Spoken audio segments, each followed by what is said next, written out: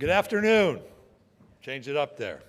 Good afternoon. We begin our afternoon with Bruce Pearl, the head men's basketball coach at Auburn University. Bruce is beginning his 17th season as a head coach in the Southeastern Conference and his 11th at Auburn University. The total number of years, 17, is the longest tenure among all of our men's basketball coaches in the league. And I think 11 years at one university is also at the top of that 10-year ranking. He's a bit of a personality, you've probably noticed. One of the great conversations I've had is with Jay Goose, a former president at Auburn. One time in a one-on-one, I think it's okay to say this, Jay's retired now, just spoke of Bruce's willingness to impact the campus and the community and the alumni base. Anything that was asked, any opportunity was provided, he took to build into the lives of people and build into the community at Auburn.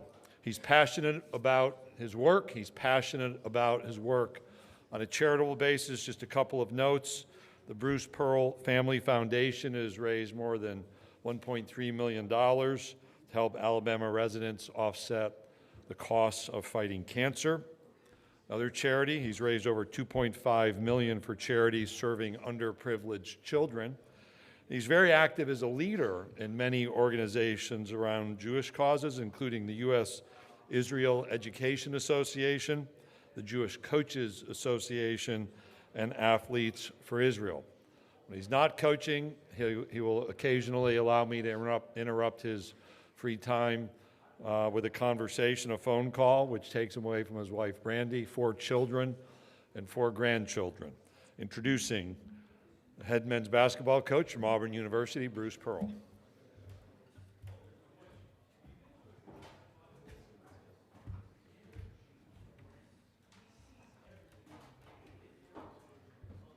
War Eagle. Thank you, Commissioner Sankey. I feel like I just got here, and I'm already the KG veteran. There are also many conversations that I'll remember having with the commissioner, with Commissioner Sankey. And some of those conversations had something to do with the privilege of being able to coach in the SEC, with the confidence that Commissioner Slive put in me in allowing me to return back to the SEC after I lost my job at Tennessee. And so I do have a level of responsibility to sort of hold up my end for the league with our success and how we try to run our program. And so I'm grateful to be a part of this league. I can tell you that it has never been better. The commitment across the board, the quality of the coaches, the passion of our fan bases. I remember being in a league at a time where you could go on the road and there are 3 or 4 places in the league where the gym was half empty. And now almost every game is sold out. And that's so good for the league. And so I'm very pleased to be a part of it.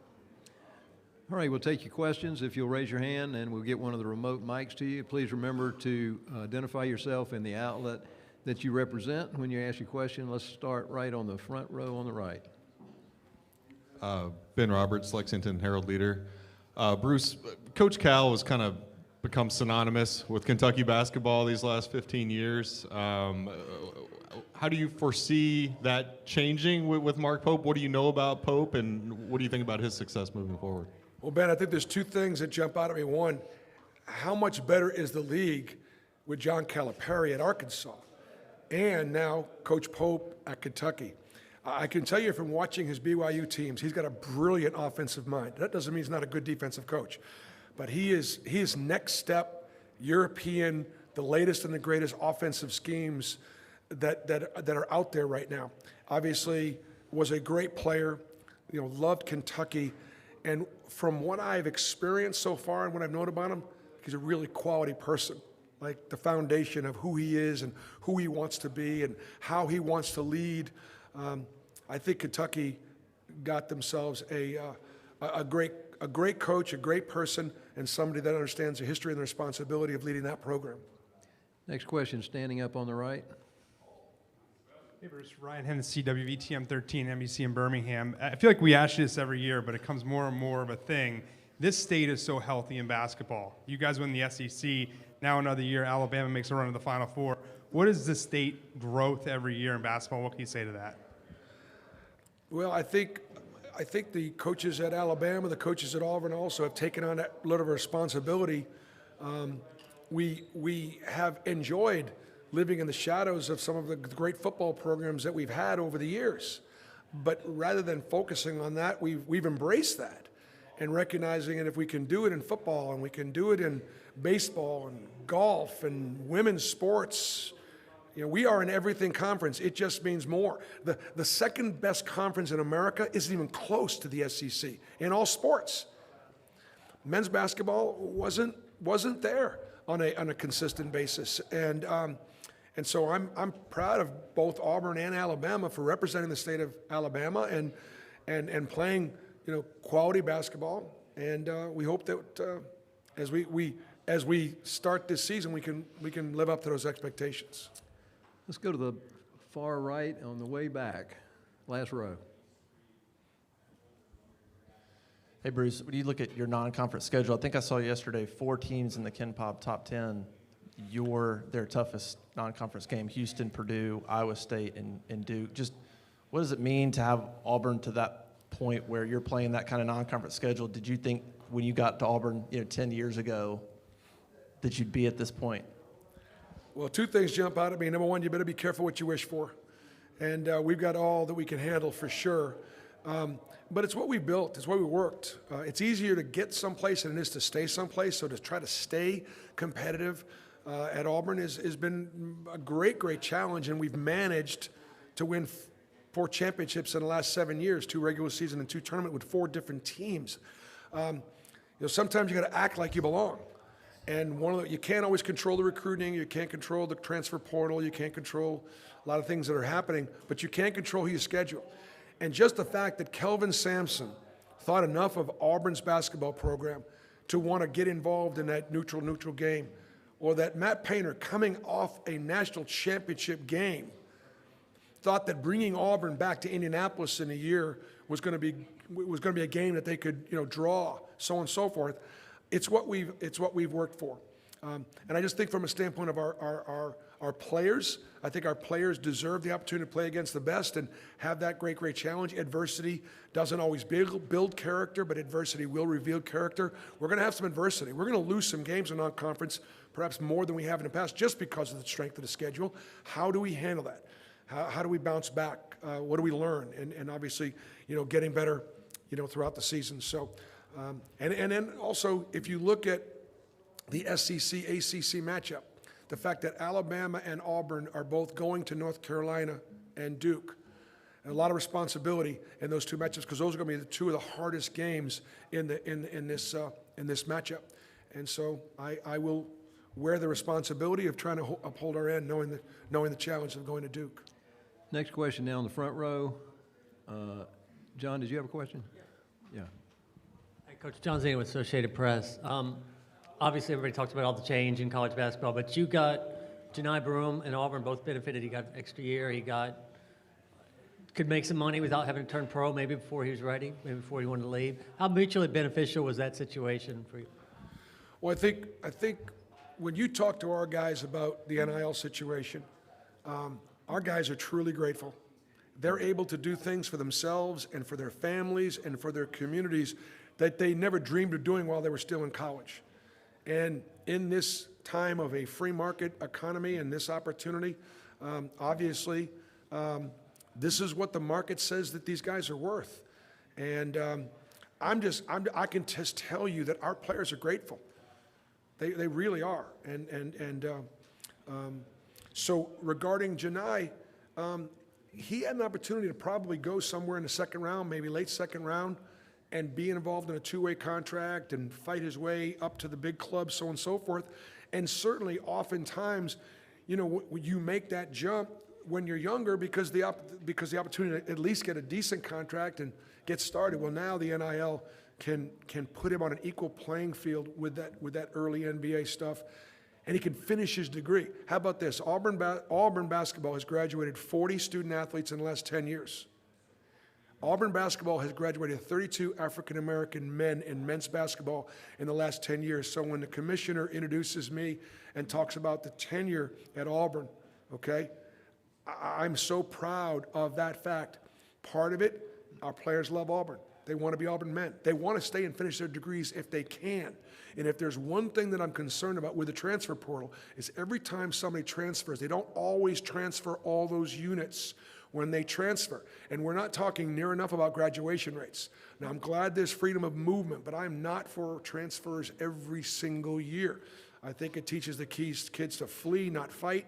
And I don't think and the numbers will speak to themselves. We're not graduating near as many of the student athletes as we used to graduate. Okay, question standing in the way back.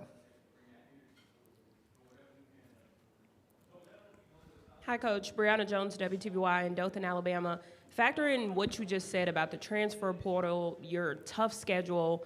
You bring a heap of knowledge when it comes to basketball IQ, but do you personally have to change the way you coach now when you think about everything you just mentioned up in one? That's such a great question. I'm too old to change the way I'm going to coach. And I think that young people still want to be held accountable. They still want to be disciplined. They want to be challenged. I'll tell you what they don't want to be. They don't want to be lied to. I'm telling you, if you can tell them the truth in the recruiting process, we may not always agree on everything, but I think student athletes will be loyal. But sometimes in recruiting, we tell them things that aren't true to get them, and then they get there, it's not what they thought it was going to be, and that happens sometimes. But I don't think I'm going to change. I want coaches and I want players that want to play for me. On average, in the Power 5 conferences over the last 5 years, about 4 kids are transferring per year in the Power 5. That's way too many. And at Auburn, we're about 2. And so we're far less than the Power 5, but it's too many for me. I want to bring these guys in. I'd love to try to keep them all. And I won't change my coaching, but I will have to adjust to the rules and recruit accordingly. Okay, second row on the left. And then we'll go to the next to last row on the far back left. Richmond Weaver, Fox Sports Upstate, Greenville, South Carolina. Coach, why are you so inviting to young head coaches and assistant coaches that might be seeking advice from you? Say that again, ask the question. Yeah, why are you so inviting to some of the young head coaches or assistant coaches when they come seek advice from you? You know me to be inviting, do you? I've heard a lot of things about me. That's not necessarily one of them. Well, I remember, back when I was, obviously in their shoes, and it's funny because for those of us that are, all right, I'm 64, okay? I can remember myself a lot longer being a younger man and a younger coach than I can remember myself in the last 10 years. Everybody kind of remembers me in the last 10 years or so. And so I still feel like a young coach. I still feel like I'm new to the SEC, when I know it's sort of I'm clearly on the back nine. I'm a teacher. This is what we do. And so I'm always happy to share with all coaches things about our profession and things about teaching and the responsibilities that we have educating young people and the differences that we absolutely can make in people's lives and players' lives, for better or for worse. And so when I screw up, and I've screwed up, it's very, very embarrassing, and I let a lot of people down. That there's a responsibility. At the same time, I'll do everything I can to try to do positive things. Okay, question far back on the left, and then we're going to come back to the front standing on the left. Justin Ferguson, Auburn Observer. Bruce, Denver here today. Can you talk about his transition to being more of a combo guard, playing the 1 for you, how much you've seen him kind of embrace that role this season? Well, we talked about it in the spring. It was something that he wanted to do. It was something that I thought would be good for him and for us. Just technically speaking, it's easy to get the quarterback the ball. The quarterback has the ball. He then either has to hand it off or he has to throw it down the field. He has to do something with it to get it to one of his playmakers. And so when you play point guard, the ball is in your hands. I don't have to do anything to get him the ball. And I think Denver makes good decisions with the ball. He can score. He can get downhill. He can make tough twos. He's unselfish. And I think it's really good for us, and I think it's going to be good for his future development. I would venture to say that the most challenging thing on the basketball court is playing point guard and another position. That's really challenging. You can play center and power forward. You can play on the wings, but the responsibility of playing, I still want him to be aggressive. Well, I still want him to lead the team. And I think Denver's had probably as good a off-season as any of my returning players, and I think he'll be able to handle some of those responsibilities at point guard. J.P. Pegues will also play the position. Todd Pettifor is going to play some of the position. And we're going to have a brand-new point guard, and we're going to have about 75% of Auburn's backcourt play at 1 and 2 are new players, with Miles Kelly also from Georgia Tech coming in. A question far left standing, and then we're going to come to the third row on the right. Bruce, JoeGoodmanAL.com. You're one of the great college basketball coaches of all time. Now, that also means that you've been around a while. With NIL and the way some other factors are also involved, what's it like to be in this league where Kentucky is 8th in the SEC? Well, you know, I appreciate it. I don't pay that much attention, you know, to that. I do think it speaks to the depth and breadth and the quality of our league. And I told the guys after a difficult practice the other day, so you want the good news? You guys want the good news? Auburn basketball could be one of the top 30 programs in the country this year. We could also finish 10th in this league, especially if we keep practicing like that. And so, you know, so therefore, what do you got to do? You got to bring it every night. You got to beat everybody on the schedule that you're supposed to beat. And you still got to pick a couple off that you're not. And I would imagine that Alabama's pretty good. I know they're picked 1, and I think they're awfully good, and they deserve to be picked 1, I think. But I think the league's going to probably beat each other up pretty good. And so handling losses, moving on, getting to the next play, getting to the next game is going to be really, really important. The league's never been stronger. All right. James Fletcher from On3. Coach, I just wanted to ask you, over the last few years, you've had quite a few transfers who come in and not only make an impact, but return for a second season in the program and beyond that even. So how important is it when you are able to land a transfer who has multiple years of eligibility to get him back in your system where now he can become a leader after being that initial transfer guy to plug in to a position of need? Well, that's part of the coaching philosophy that I hope doesn't change with NIL and transfer portal, is that oftentimes a second season can really bring out the best, I think, in a student athlete. They've gone through the experience, they've had it, they've had the good, the bad, and the ugly. It's new, and when the season is over, they get to kind of break down what they did well and what they needed to get better. They get the off season, and then the second season, they're just so much more comfortable in that situation. So that's again part of the reason why I don't like the one year, transfer situation. And I think one of the advantages that I have at Auburn is that our kids like it. They like it at Auburn. That's one of the reasons why we've graduated so many players, and the kids want to stay there and finish their degree. They love the way they're treated. They love playing in sellout crowds every single night at Neville Arena. And we hope we can continue to not have to continue to re-recruit an entire roster every year. We got time for one more question. Let's take it right in the middle on the front row. Auburn, WCZN Radio, Huntsville, Alabama. Coach, we're very proud in the Rocket City of the relationship that we've got with Auburn basketball. Denver Jones has had a great run, but we wanted to ask you about Chaney Johnson and how much he's improved. And I know he learned under Jalen Williams, one of your favorite players, but how much better can he be this year? And we hear he's 6'9" now. Well, yeah, I don't know how tall he is, but I know for his size, he's a terrific athlete. Now, he plays the 4 spot, and I don't know if you guys want to do the research on this, but I think there are so many great 4-men or that position in our league. I think every night he's going to be going up against a great player at the 4 spot.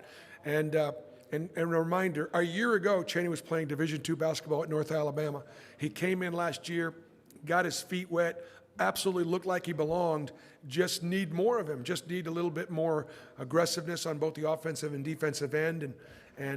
No, he's going to be a terrific contributor. I would look at Auburn being very similar to a year ago. Our greatest strength is going to be our depth. We're going to play 10 guys double-digit minutes, and when we go to our bench, we're not going to drop off. And who and what and when and how is going to be something that's going to be a work in progress throughout the season. Thank you, Coach Burrell. Thank you.